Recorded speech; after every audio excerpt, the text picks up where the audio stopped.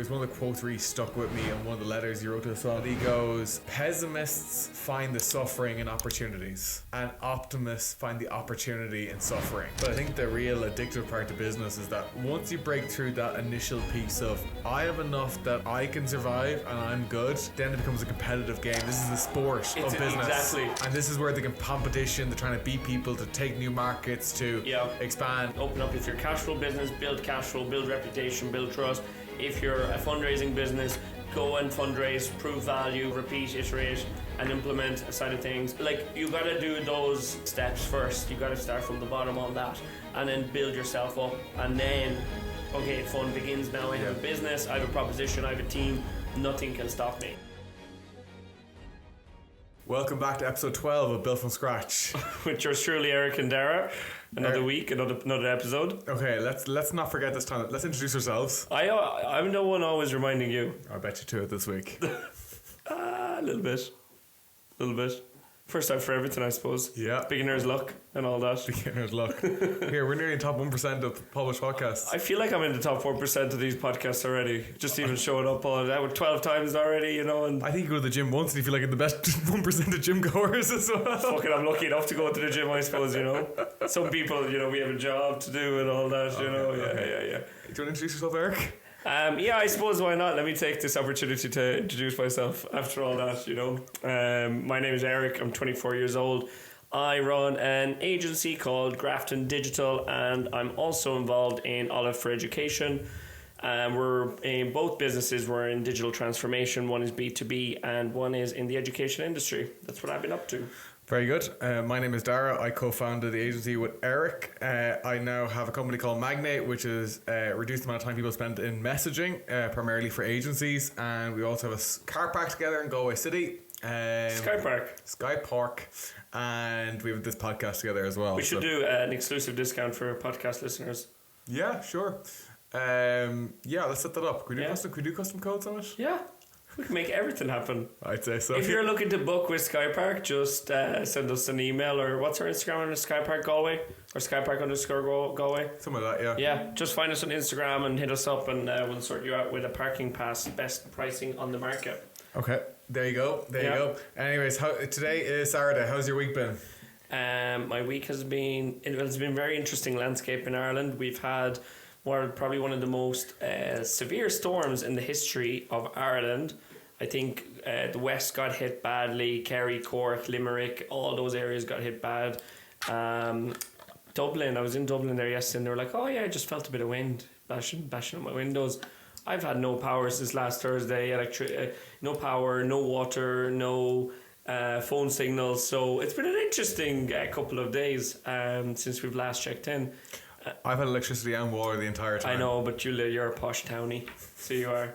It's we can't all afford to live in town and have all that facility at our fingertips. my apartment's in the middle of a big complex, so we were very. You didn't even feel. No. I'd say just the internet for you, wasn't it? Yeah, my Wi-Fi was down for like 2 days, but I still have 5G. But it was actually, you know what, I didn't mind the electricity being gone. It's when the water went, it's when you were like, okay, this is getting a bit grim. It's like phone signal. It's so weird not having phone signal. Yeah. Like, I had to go out to Lacca, which is like the closest village, to get a bit of phone signal. So we had like a bunch of cars lining up the side of the road in Lacca. And we're all just on our phones checking our emails or doing calls or whatever. It was just like hundreds of people just queuing up.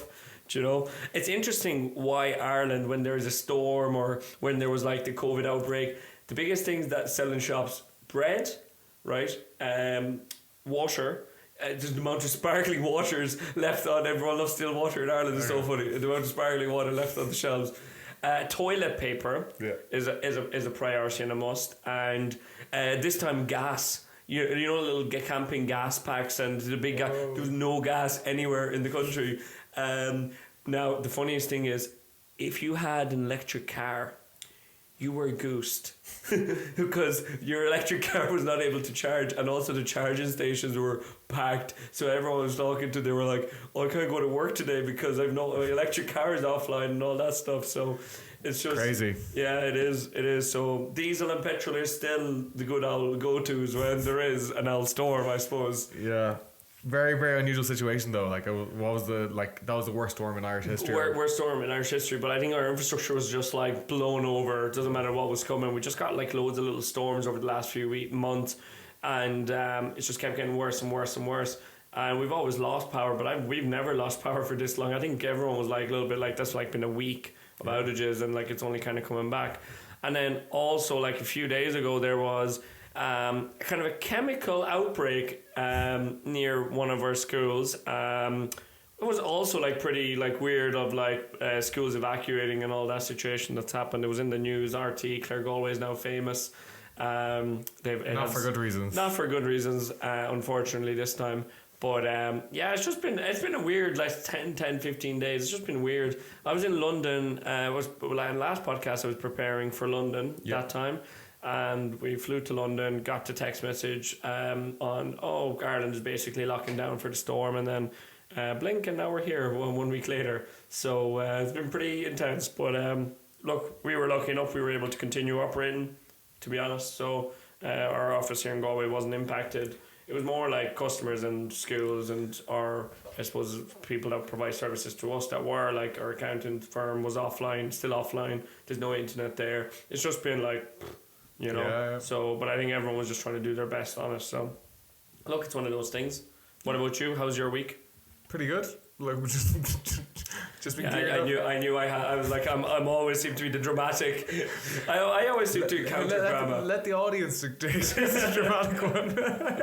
I seem to always encounter dramatic situations regularly. But just working away this week. Like, all fine. You kept just showing up to the office. You were in Dublin twice this week. Yeah, Wednesday, Thursday for New Frontiers. How's that going? What is that like? Good. I suppose it's trying to put you in a 6-month period. They want to get you a full evolution of like ensuring that your problem and your business canvas are all together, that you're really considering all elements of your business, then all the way to investment is kind of the whole thing. So we're doing a lot of really going deep, and deeper than we would have ever gone on the problem of like really delving in and really understanding customer buying types and all the variables that go into that. So it's interesting because we would have always just thrown ourselves in and go, we'll figure it out. But I actually think there's some value in it. I actually think that especially as the business evolves and continues to evolve, actually considering all the different factors of who's the buyer, who's the user, considering buying types, considering like when do they want to buy, especially when I think you're trying to scale out sales teams and stuff, actually breaking that down to the nuts and bolts. I can actually even share some of the material with you if you'd like. But I think it's an interesting exercise to do because it definitely forces you to consider all the factors, consider who's buying and all the factors they consider. And then what's the difference between you and the competitor, and what's your unique selling point versus a competitor. But I don't think as a founder it's just as relevant. Maybe it forces you when you're not in business to really think of all that. But I really see a lot of value for if you're trying to train a sales team and go, here's the problem canvas for 4 different types of school buyers. One's principal, one's deputy, whatever, and what their actual considerations are. So I don't know. So that we're doing that this week, and then it'll be spinning into new things going forward. But again, never activity we actually did, but actually interesting. Spent so much time going really deep on that. So working on the business. Yeah. And again, all very proactive stuff, because if you can't think of a certain part of it, it's like, okay, go get data to go figure it out. Anyways, but that was kind of mainly my week in Dublin, and then teams just bug fixing a lot. So that's going great. Where are they creating bugs? That's what I was saying to Jakob. I was like, developers just always create bugs for them to have something to fix, right? It's only like they're afraid that the project will end at some time. Just don't build it with bugs inside, right? Oh, it's I think that's every. It's speed versus efficiency versus quality, and etc. So I don't know. Anyways, we're getting there. We're getting there. Fair enough. But that was my week. So yeah. All right, we get stuck into our points. Yeah. What do you want to rant on today? Show me your Elon Musk quotes. Well, it was Garrett that actually had put me onto this week. Oh, did he? And he quoted Elon Musk, so this was okay. Another Muskie. So I was talking to our joint mentor Garrett last week, and he just asked me a question on the call. He was like, what's the one thing impeding all progress in the rest of your business? And I was like, I answered it, and he goes, don't do anything else other than that till that's fixed. And I was like, fair enough. Yeah. So he was just saying that with Elon Musk, he was saying that Elon, for each of his businesses each week / depending on the person each day, has their one thing that's their complete and utter focus, and unless they solve that, nothing's going to keep moving. And he just continuously does that, week over week. And you do one a week, you get 52 improvements in a year, which, if that's the biggest impediment to the business, you're going to go really fast. And then when you look at first principles, I think it's really interesting about, like, a lot of people, when they look at a business problem or a problem in general, they usually look at the market and go, how has everyone else figured this out? But what they do is, he goes by first principles, where he looks exactly of what is the raw piece of data around this problem, and is there a way that can be solved? So if someone goes, hey, that rocket piece is $5 million. He goes, but what's actually in that? Like, what's actually the materials making that up? Because I bet you I added that up, that's only, X. X amount, a couple $100,000. See, that's the way he looks at problems. But anyways, I think it's an interesting one. But anyways, really looking at the one thing. So my one thing for this week was just bug fixing. So no matter hell or high water, that's the one thing that everyone needs to be focused on. I think it's really interesting because I'm listening to a book called The One Thing at the moment as well, and just talking about different business examples where guys have just really locked in on one thing and just gone all the way and disregarded everything else until that one thing is done really, really well. But like, I suppose they talk about the psychology of humans not able to multitask. Your brain either is just switching really quickly between things, but you're not actually able to focus on two things at once. So I suppose every week now I'm setting up my one thing of, if nothing else happened and this one thing happened for Magnate, what's going to move the dial? And if we continuously do that, then try and create momentum on that. So I don't know if I know for Q1 this year it was systems and people was your thing. Would you have that more granular, or is that kind of just your general frame on everything you're doing, or would you kind of have? I don't honestly have it. Well, like, the way I've kind of broken it down, I suppose, in terms of granular look, right? Jesus, I can't pronounce it. Is like, start off with like your org chart, for example, around people, see who does what, see where your business is growing in departments, see what is your revenue per head, and like trying to deep dive into that. So that's probably how granular I went, and then I identified, okay, this is the biggest for example, Erik is doing X, Y, and Z. And that's not in Erik's genius or center of excellence, so we need to delegate that down to the team. Okay, this person is already working on X amount, so we need to resource by putting this in. And like as your business gets bigger, it's interesting. Well, like, one of those costs, I just find what I found like a little bit of a challenge, to be transparent, is like anybody that works in revenue retention, so not necessarily revenue generation. It's very hard to measure what they should be managing or retaining for them to be like self-sustaining on a business cost basis, right? So but like things like, if you have a call center and like 2 people out of your 3 people are sick, and then one person is trying to handle all that volume, then you just have that gap in your business. So it's like you kind of have to put people there, and it's just a hard exercise between part-time and full-time people, and where you're going to put I suppose human resource. So I found that to be like a kind of a real challenge in the people and systems part. Systems found it very good at, because I have been using systems at a surface level and never deep dived into what it is capable of, or what it can integrate into, and that's allowed me to not necessarily overcomplicate this, because we have operationally a pretty easy business. But in terms of like what we need to do on the day-to-day for that to operate, that just needs to be delegated out. And like, I realized, for example, HubSpot, you can integrate into like financial systems, and your team can manage some invoicing, some billing, some quoting. They can do all that inside. I was like, wow, that's genius. So I've been doing a lot of that myself. Now I don't do it. And like small things like that, I'm seeing clear results on that systems part. The people part will take a little bit of time. Again, we've just completed January, we're going into February, and like I think at the first month it's been successful. I've kept on that one thing in a way. I understand it's two things, but it's just like one thing for me, one segment of my business, people and systems. And I've seen a true transformation in even how the team feel, having their clear responsibility at forefront, and they know what they're doing. Whereas, you know, when you're a startup, like I think everyone just wears so many hats and we just deep dive into everything.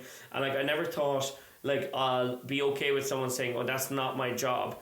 It's actually a little big positive sometimes when you know that people can focus on their own lane and they're not trying to do other people's jobs. The minute they try to do other people's jobs, it means someone's not doing something right. That's just the one thing I kind of found. And I'm not trying to incentivize, oh, just do that exactly the way it is. If you do identify something you need to help in a business, go do it.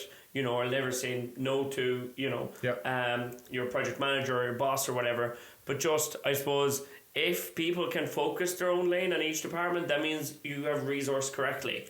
That's what I'm trying to say, I suppose. And I'm just trying to see that. I'm just not trying to over resource or under resource. That's what I'm kind of playing around with. It's interesting. It's not as easy as I would have anticipated, as maybe simple as it sounds. I just hire people, but like training and everything, just so much time, and you just realize how much you haven't actually considered when you bring someone on and all that kind of stuff. So yeah, but the real, like for any service business, the real challenge is recruitment, training and retaining of talent, because the rest of it, like, because obviously you're trying to have like multiple switchblade, not you're trying to go from like a general company to a lot of specialist departments, and ensuring people are specialized enough and then trained in a way that is good for is good for Grafton, is the biggest challenge of the entire business, because obviously you're selling the expertise that everything else doesn't really matter.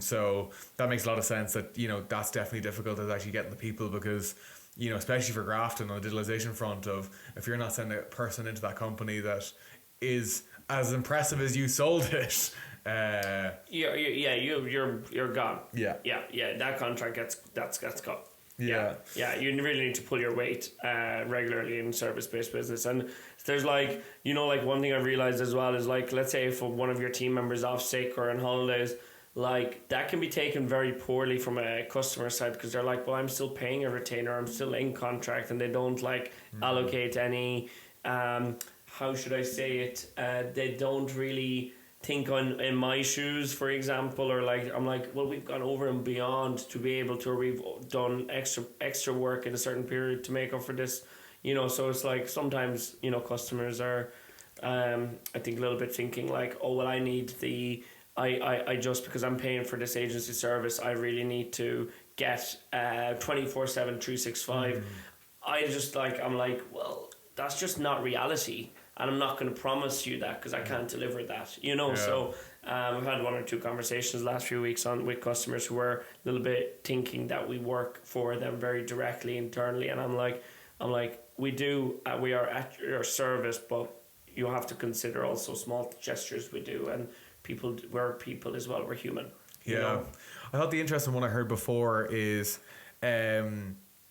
how tightly linked your billing cycle and expectations are, because every time they pay you, whether it be weekly, monthly, quarterly, that's when they expect output. That's when they reassess. Every time they wire you that money, they go, is Grafton worth it? Is Olive worth it? Is Magnate worth it? You know, and I think it's an interesting one, even from a software side. I've been looking at kind of different pricing models around how companies actually deal with that, because, you know, some softwares, like, you have to pay all the year up front, but they actually have a way lower churn, because, well, one, they've got your money up for the year, but secondly, they have so many times that when you reassess in a year's time, they look at that balance and act, because it's like, you know, people look at it and go, is the price I paid for the year worth the value? And of all the things that went good or bad in that time period, does the good outweigh the bad versus the price, which I think is an interesting psychology piece around sale of service or product, you know, because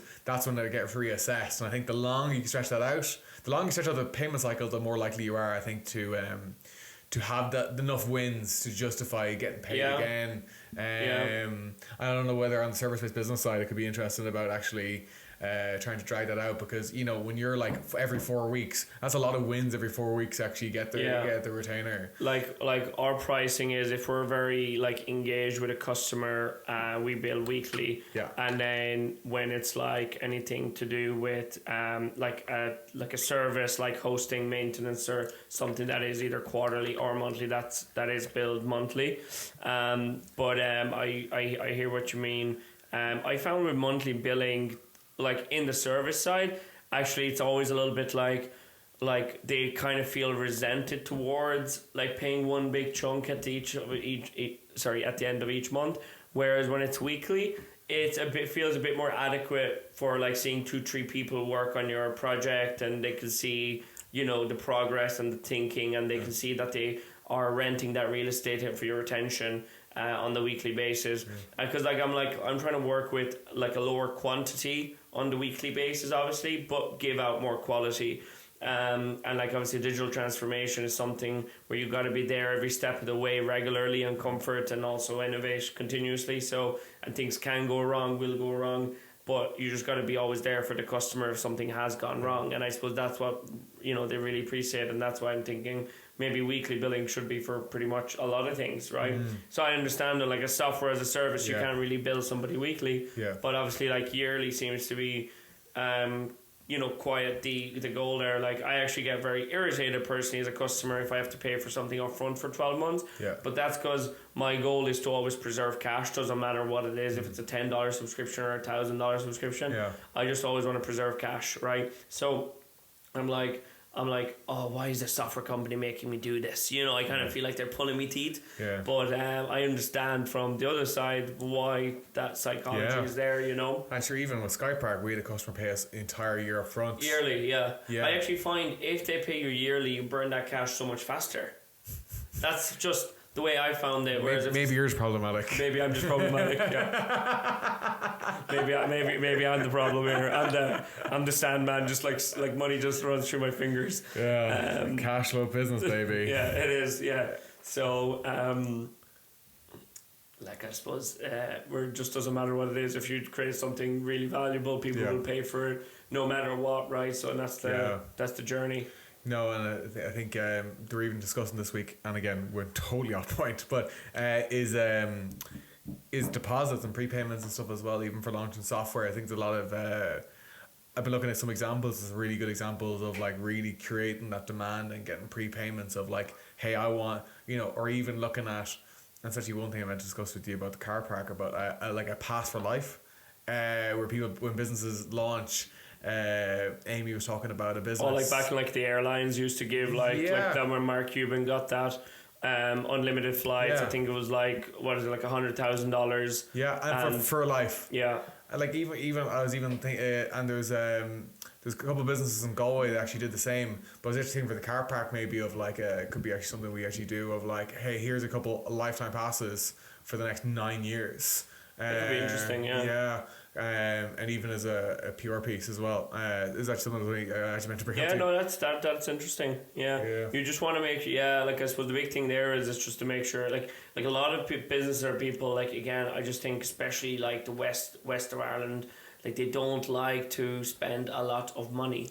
They are very value conscious to make sure that they get continuous value on that. So we still have a lot of old money and farmers farming background, you know, people in Galway. So it's very much on that transaction value. What are you giving me right now for my money? 9 years of parking. I suppose let's give it a go. I'm not against innovation. Anyways, we can split that anyways. But so anyways. Magnet for life. Magnet for life. I actually bought an app there. One of the ladies I met at the Web Summit, she's a company called Clem, and it's to... Oh, wait, I hear that. I think I might have talked about it. So basically, when I met her, I think she might have evolved. It's about 3 years ago. She's still going. Is you put in all the items of your wardrobe in, and it tells you to match these. How it tells you to match them better. Why can't I see a result? I don't know if the app's working.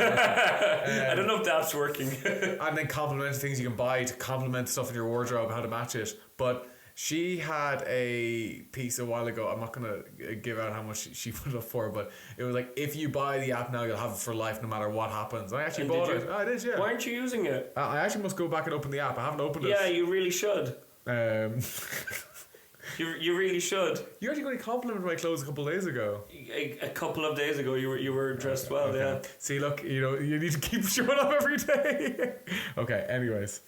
Okay, what's your first point? Are we just swiftly going to move on? I have so many people that Clem app could actually really go with, you know? Yeah.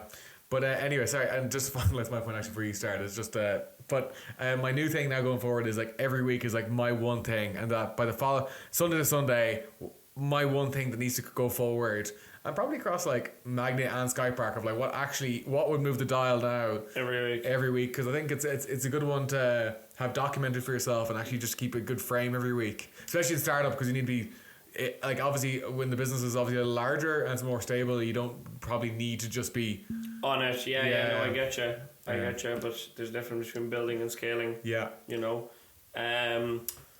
My point for episode 12 is going to be a really important point. I think it's probably the heart and soul of sales in general, or a business, or anything you do in life, is relationships. I think that relationship is one of the most important things as humans. We actually thrive on and we need in our lives. Why am I talking about relationships? I suppose I wanted to go back to 2018-19 with you and talk about when we started Grafton Digital with yourself and Jack at the time, and why us, and why did we grow the way we grew. And I suppose just reflecting on all that, it was very much on people chancing a little bit on us and our brands, or our parents, I suppose friends and family and all that, right? So I really think that it goes back, it all falls back on relationships. When we started Grafton and we had an idea on what we want to sell, and that's why like cold calling was never working at the time, or certain things, because we just didn't have that reputation or that referral business yet. But when it became like us going and approaching somebody we knew, or our parents knew, or family, friends, whatever, right? That's the sort of business we started getting, right? And I remember at the start, this lady in Claregalway, Josette Farrell, who was extremely helpful of introductions, giving us the free co-working space and everything at the start for us to get going.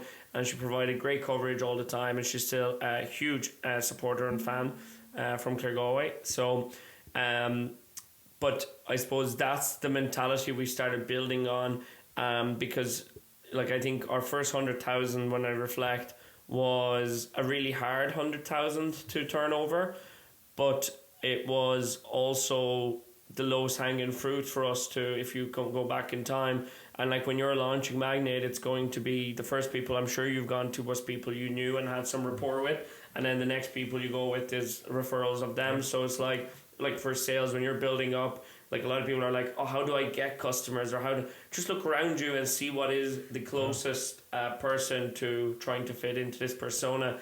Like you don't have to like a lot of people just think, oh, let me just go and buy some Google ads or do, yes, you do that once you have a base and feedback, but have that close relationship first of, I suppose feedback and purchase at the start, right? And I'm sure you'd probably agree on that. I'm not sure, do you have anything to add on that? Or yeah, no, I definitely think that like when you're starting something off, like I think definitely looking at your contact book, your phone book, your LinkedIn connections, whatever, like obviously at that point then, like you really need to, I think, have a clear idea who you want to start with. And obviously we're doing a lot of this now with the New Frontiers, the Enterprise Ireland New Frontiers, where it's conversations. It's like when you're talking to go through your entire contact book, who could possibly even connect to me? Because in Ireland you're usually only 2 introductions away from basically anybody. Yeah. So I think it's really, really important when you're starting off is to really just go through your contact book. With Magnate, I went through, obviously we would have had a good brand in the agency space. When even agencies I maybe would have met with once, or would have only just like liked their stuff on LinkedIn, I reached out and I was able to get meetings lined up They decently probably easy. heard about us at some point. Yeah, I know one of them. I went to their office in Dublin and sat down. He basically went like, why are you sitting in my office? We're competitors. He was like, what are you doing here? Like, we've been competing for years. Yeah. And I was like, I'm not in the game anymore. I'm actually on the I'm retired. I'll get you the great chat, but and hopefully we'll be a customer of Magnate because we can really add value. But definitely that, and I think just being really, really problem obsessed and then customer obsessed. Like, I suppose I've done a good few conversations now and used how people describe the product to build out ads, and I'm going to start LinkedIn ads next week to then expand past that and keep building the wait list. But until, which I think is really good on the user meeting side, because when you're talking to customers and they describe what you do, then taking that verbatim and then reusing that in sales and marketing collateral is really valuable as well. So yeah, go through your contact book and find out how someone else describes your business. What problem do they really love that you solve, and then going through there. So I remember we had a phase where we were called the Grafton Boys. Yeah. Or the Grafton lads. That was always like, because of the three lads showing up, one looking after this, but it was always like the Grafton lads are going to do this. Oh yeah, I recommend Grafton lads, you know. So that was. But relationships, absolutely. Like our first good few €1,000 is all relationships. It was all relationships. Yeah. Like, remember our landlord introduced us to a restaurant. Client there that he was renting the premises to, because he was looking for social media marketing at the time.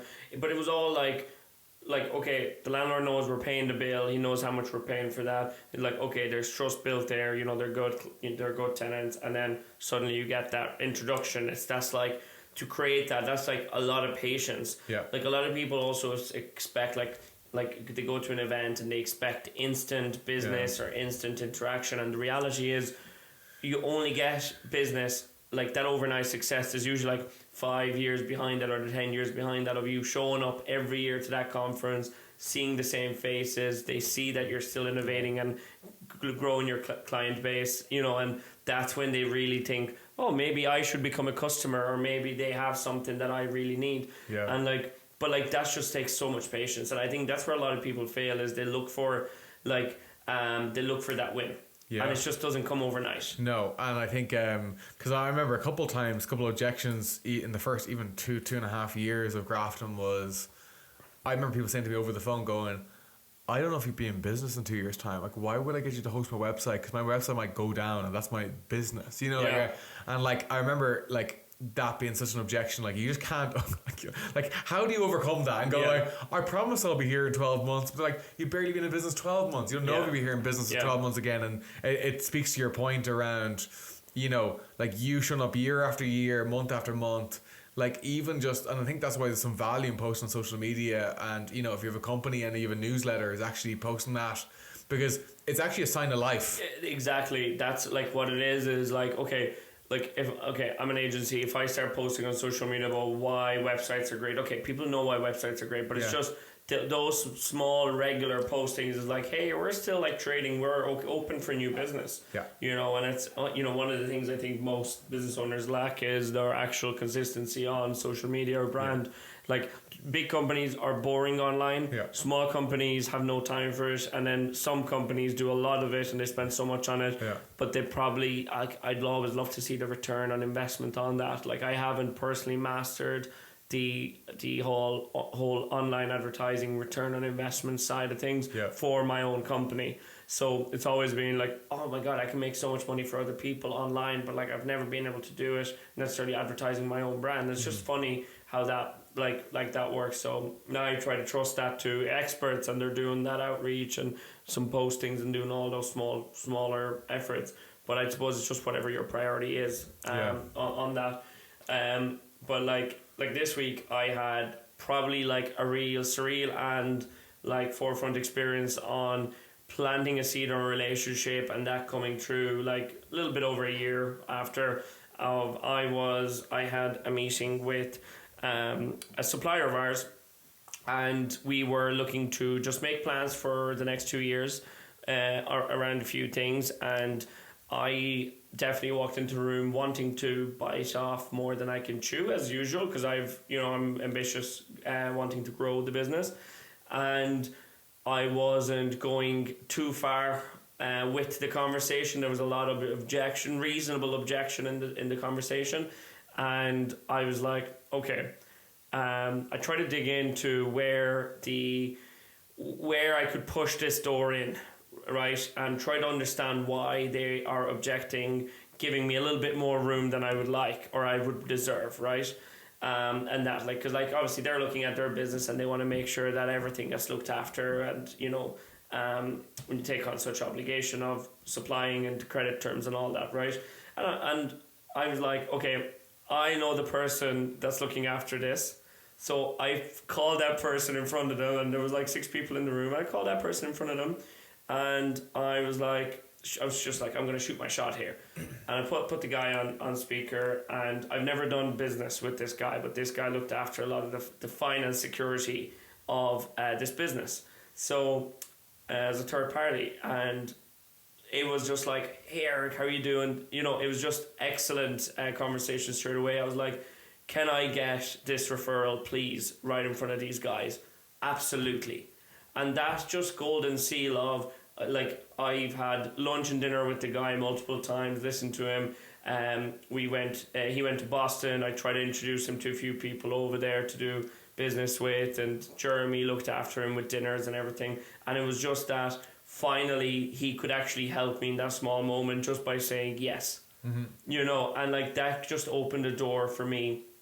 That's just opened the door for me to be able to go, okay, they gave me my chance and I need to prove myself now really, really hard and really, really strong.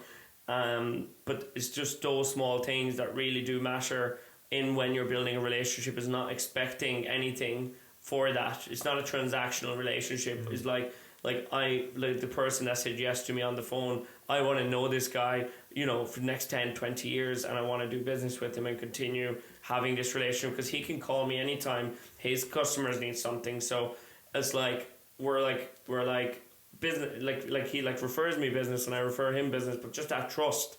And like, I don't know how that gets developed, but you just got to be a good person, and you got to be like very much value focused. How do I give this person what they need, or how do I give something and not expect anything in return? Because I do believe what you put out in the universe, you do get that back. Like, energy does work that way, in my opinion. So that was like just like a true testament of like my first big swing of like, okay, I was in this room, I was getting kind of no's, you know, reasonable no's, and that just pushed over to be a yes.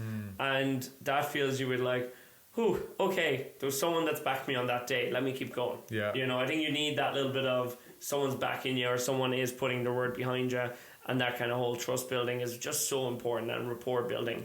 But the full circle piece on that is that, you know, you got into, again, without naming names, you can't name the scenario and you can't name. So I know, yeah. I'd be curious to see how that story comes across in the listenership. But anyways, even the guy that you called on the phone, that was an introduction of another relationship you invested in, which is so roundabout, so interdependent on that. Yeah. So it just shows that, like, obviously just building relationships. But I also don't think you're silly about the relationships you build, though. You do kind of, like, you're very. You have to be strategic. Yeah, on this. Yeah, 100%. Know? So you're not like any person. Oh yeah, I'll bend over backwards for anybody. Yeah. You know, you are tactical about who you're building relationships with as well, because you're like, okay, because you can only give value to so many relationships as well. You can't, you know, exactly. It's impossible. Yeah, you're actually doing a disservice if you have too many relationships like that. Exactly, because then they're like, oh, like business people especially, they like to get something out of a conversation, out of an introduction. You like to get something.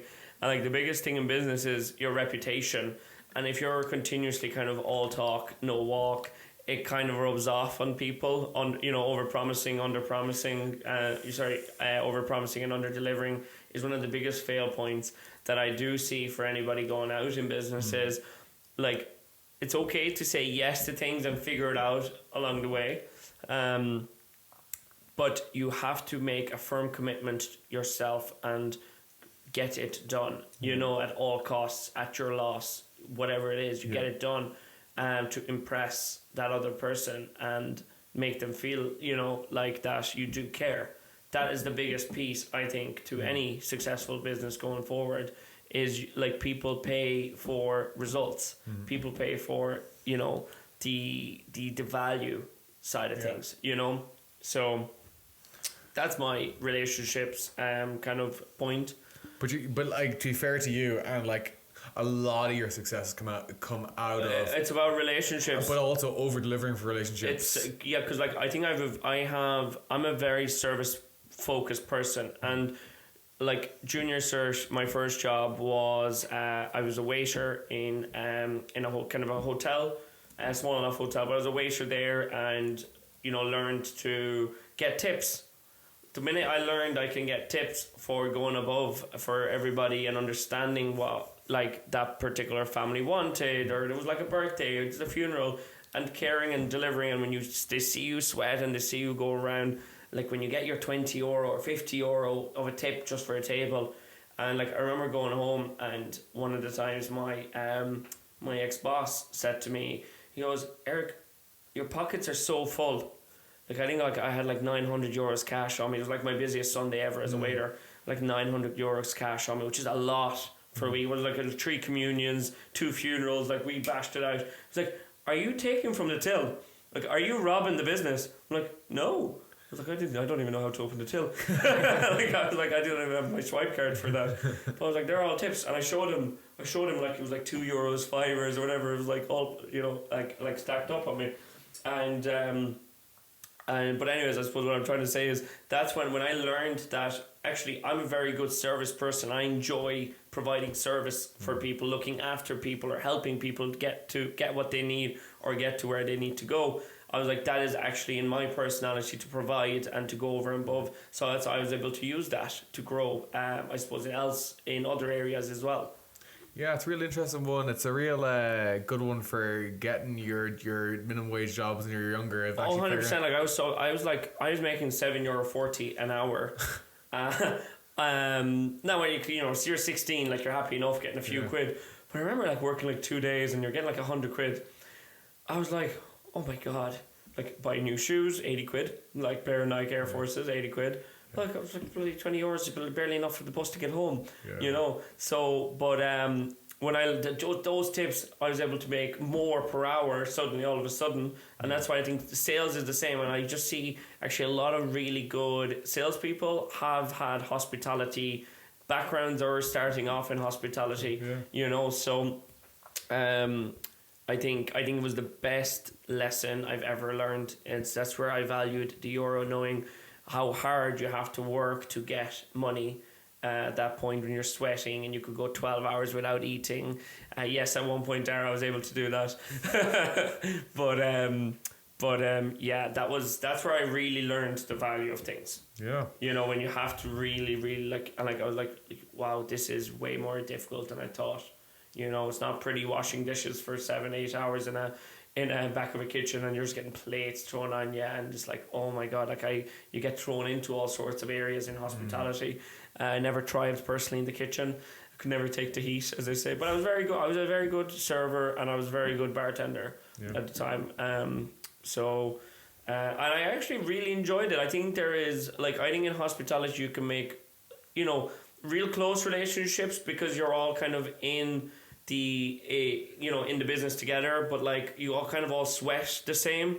And I think you could make real good relationships at that time. I had like friends who we could go get beers, or you could talk to, but it was just a very small circle. And obviously since I'm out of there, we don't really keep in touch. But at that point in time, it was actually, we all had meaningful relationships as well. So it's really very good for team building and getting new friends is to get your first job. I really recommend you becoming a server, clean tables, or do anything where you're learning how to talk to people, you're learning what people's needs are, and you're learning how to get tips.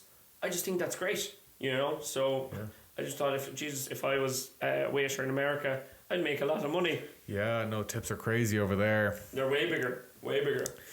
So my next point, I titled it Test, Measure and Iterate.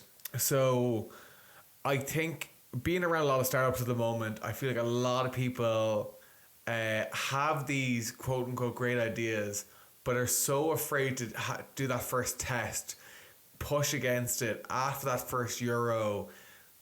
They don't have any idea whether they're going to succeed or not, and they live with this beautiful idea. In the startup world, there's this very famous thing called the mom test, where I think the story goes that guy walks in and goes, "Mom, I'm going to start this business. I'm going to," I think was like, "I'm going to create an app that you put in what items you have in the kitchen, and it'll give you a list of recipes." Right. And she's like, "That's such a great idea, da da da da da," and completely biased it, launched it, doesn't work. But what he should have done is go, "Mom, what do you use the tablet for?" And she's like, "Oh, when I'm finished in the kitchen, I just want to just switch my brain off because I get a bit of fucking time to myself." I was like, "Would you like more suggestions of recipes?" He's like, "No, sure, I've been cooking for 20 years. I know what recipes I want. I know exactly what I have in the kitchen. I don't want to, I don't need this." And I think a lot of startups go into conversations looking actually just to validate it. And people are very willing to go, "That's a lovely idea, good job." But that's not a real data point. So I think in the early days of the business, you need to be really obsessed with like actually solving problems, not just trying to fit your solution or what you think the solution is into that hole. And I suppose, because then once you get that first piece of data around, let's say, finding a problem that a lot of people have, and then trying to create a solution around it, and then stress testing that and making sure that people actually want that, that's where I think your real value is, and that's where you can really find a business. Like even one of the bits I ran into recently, as I said in the previous episode, I started doing email marketing. And I've sent about 250 or 300 emails at this point, or roughly around that. And really, really good open rates, no responses. And I probably had over about 50%-ish open rates, which is, I think, pretty good for email marketing. But I was customizing it to everyone. I had like a certain template I was using, but I was kind of customizing it. So what I've decided to do is I'm actually going to run LinkedIn ads now and split them up based on, there's going to be 7 types of ways explaining what Magnate does. And then I'm breaking the campaigns based on the role inside the company. So one's the owner / MD CEO, one's operations manager, and then one's like project manager, director of project management. And I'm going to split test the messaging across those 3 different demographics, because via my user interviews, I found that like the operations manager care about something, the PM cares about something else, the owner cares about another thing. They all have what they're looking for. But I want to have the data at scale of like what does that actually is, and then test and iterate then. So I'm going to be running like, I think 28 different types of ads. And we're going to have one campaign that's a little broader, not just necessarily agencies, and just ping that out as well and see how that goes as well. So really excited to see how that goes. But I think that data then can help me get better at the email marketing and then retarget again, if that makes sense. Because I'm still a little broad, and I was like, I can keep pinging emails away, but if I don't have more data, I don't think I can actually iterate. But this is what I'm trying to do, is just really drill in on the data front. So I just think a lot of startups are not willing to do that initial test and then measure it and then learn from it and go again, But like, I think we've said this so many times, and it applies to starting a business, going ahead with the idea, just do it. Like, it is a lab. This is your opportunity of trying to do something that, is meant to be, trying to do business is meant to be hard. Yeah. It's not going to be easy, and that's why so small percentage do succeed, right? But like, I know we're going to wrap up shortly, but one of the points, I'll speak about this more in the next podcast, whatever. But like, one of the things that really regularly stand out to me is nobody knows what they're doing, but some people are better at pretending than others. Yeah. Right? And that is, like, I think we're both living examples of that. And it's all about the imposter syndrome and having that, tingly gut feeling every time you're doing something, feeling like, Jesus, I don't know if this is going to work. And we all get those midnight thoughts and wake up and suddenly be like, I don't know if this is going to work. I think this is, I might find another job, going Indeed, looking for jobs. We've all had that at the start of the business, right? But like, as you go along and you learn that actually everybody is exactly in the same shoe as you are, and they have experienced this, and it's it's a global feeling. It's like you're not the only one that's going to be experiencing this. So I'm trying to say, take the leap, go try it, and just try not to think about why not. Think about how to, right? And I think just like, it doesn't matter if you're like just thinking about an idea that's going to change the world, right? It's like, if you have the mindset of, oh my God, sure, Facebook or one of these big companies can just copy me really quickly. That's the wrong frame of mindset. like do something that they want to buy you for, and like have that on your business plan of actually I'm trying to make something that is the combination of this and it does it better than that. Like have that innovative mindset, and it's okay to feel like you're not on the right track. That's usually when you are. That's growth, when you feel uncomfortable. Yeah. So that's what I'm trying to say, I suppose, is just don't be afraid. Take the freaking leap. Try it. I'm actually listening to J.D. Rockefeller's book. It's 38 Letters He Wrote to His Son. Okay. And there was one where one of the quotes really stuck with me on one of the letters he wrote to his son. Really great book, actually. I'm listening to one letter a day, and they're like 7 minutes or something. But he goes, pessimists find the suffering in opportunities, and optimists find the opportunity in suffering. And I was like, that's really good. Brilliant. Oh my god, yeah. I really liked it. I heard that one. Yeah, no, it's a really great book. I'm trying to get back on my book buzz at the moment. But yeah, I listen to one letter a day. But the absolute value in his book. But it really is true about like. It really is a mindset thing in business of just being able to continue going and like kind of play mental games with yourself around that. But I really like that idea around, okay, we could look at an opportunity, let's say the car park, for example. We have an opportunity and go, we don't know exactly what customer demographics we're going to have. We don't know exactly, but we're like, demand is definitely there. We have a valuable asset. We'll figure it out, know. And let's say with Magnate as well, I'm like, every company does messaging, some more than others. I will figure. I'll find a pain point and I'll build you a product to use. I'll figure it out, and I think that I'll always look for the opportunity in things. I'll always keep trying and trying things relentlessly. But others can just find the suffering and go, there's suffering in that opportunity. I don't want it. I thought he put it so beautifully, Yeah. Especially what I find when I speak to, I suppose entrepreneurs or anybody that's wanting to pursue that job and that whole. I would like to say entrepreneurship is not a job; it's a lifestyle. Yeah. Like anybody that thinks that I can be a CEO by starting a business, it's not true.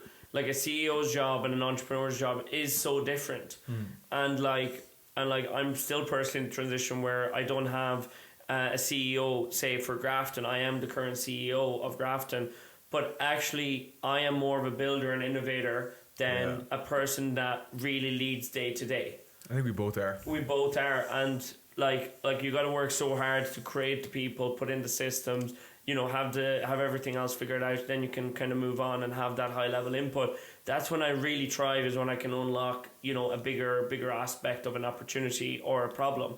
But I suppose I think this, and I heard this on Dragon's Den many times. You kind of have to have been born into becoming an entrepreneur.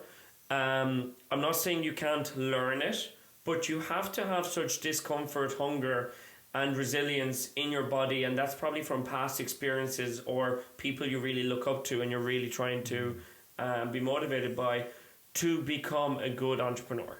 And I look at ourselves as people that are just ready to fail. We are always ready to fail, and if we do fail, we're able to get up and able to find something else or fix the problems. And for some reason, it's like even getting like a really bad letter or something about actually I'm currently going through this. One of my competitors has been frightened by our recent efforts, and they have spent millions of euros at scale to discount and try to get us out of the market. And I'm just kind of laughing at this, because that makes me so happy that I was able to disrupt that particular market with that particular solution, that somebody's spending millions of euros to try to upset me. And it's just funny because even the way I've gotten to know this is through some internal contact, but it just is like one of those things of like you realize actually I must be doing something right if my competition is trying to if my competition fears me and identifies me as a competitor, because so far I would have always been like had competitors in my head, but now I'm like, oh, they look at me now as the guy that's like coming in here and trying to make disruption here. So that fills me with both pride but also momentum to be like, I got to continue doing this, right? I must be doing something right. I hit a nerve. I love hitting nerves now. I that's fun. I think that's the best thing in business is when you can do something so well that other people are like, wow, or like other people are like, oh, we got to do something about this, because it's endangering us. But I think the real addictive part to business is that once you break through that initial piece of I have enough that like I can survive and I'm good, then it becomes a competitive game. This is a sport of business. Exactly. And this is where the competition, they're trying to beat people, to take new markets, to expand. I think that's when the fun begins. That's when the real fun begins. It's like okay, get your initials in of just either open up if you're a cash flow business, build cash flow, build reputation, build trust. If you're a fundraising business, go and fundraise, prove value. What you kind of said, repeat, iterate, and implement a side of things. Like you gotta do those like starting like steps first. You gotta start from the bottom on that, and then build yourself up, and then okay, fun begins. Now I have a business, I have a proposition, I have a team. Nothing can stop me. Yeah. I think that's the part that really gets you going as well. I think you're super, I love the game. I'm also super competitive. I think we're both very hyper competitive. Yeah. Really, really hyper competitive. Yeah. I didn't realize how competitive I was. Like we both had childhood sporting experiences. You were big into handball. When I was really like young, like 10 and younger, I was into my swimming and my water polo, and that would have always driven me to be the best, because my dad would always be so upset if I was second or third, and like would let me know like you're kind of not good enough in a way. So I've had so many kind of first medals on swimming, because I was like always like, I gotta impress, I gotta go, I can't be second, I can't be third, I gotta be first. And now I realize that actually I do have that thirst in me here in business as well, regularly, of like, I gotta be first, I gotta be the best, and how do I do this? And kind of do most of your work in silent and let it speak for itself. That's where I feel like now that I'm focusing in on those smaller things, it's so nice and cool to see on that. So I suppose that's probably a nice point to wrap up episode 12 of Build From Scratch. If you have liked our podcast, make sure you like, subscribe, follow. We're on Spotify, all platforms, and we are posting weekly on Tuesdays. Weekdays. It's a weekday at the moment. We're backlogging at the moment. We haven't been too bad. It's Tuesday, Wednesday. It's been Monday, Tuesday, Wednesday. Okay. Yeah. But we post once a week. Yeah. And have for the last 11 weeks. We're about to be the 1% of Podcast Gang. Yeah. 8 episodes time. 8 episodes time. So we're going to continue doing that. So we didn't have a listener question on for this week's podcast. So feel free to write in the comments or DM us or email us or get in touch somehow. We are reading everything. Also, it's one of our subscribers on YouTube. They, on your clip where you see your announced 10 jobs for Grafton, they wrote, I need a job for real, not gonna lie. So like for real, NGL, F4 for real. So thank you to Mindpool for their subscriber as well. And where is this? On YouTube. Okay. On one of your clips. So I told them to apply for a job if there's one going. Okay, well, I think that's probably, if I do end up hiring this person, that's probably the most legendary way of... I laugh so hard. I'll send you a screenshot of the comment. I need a job, not gonna lie, for real. Yeah. Well, okay, show me what you got. Yeah. For real. Yeah. Okay. Thank you very much for listening. Hope you enjoyed the episode, and we'll see you next week.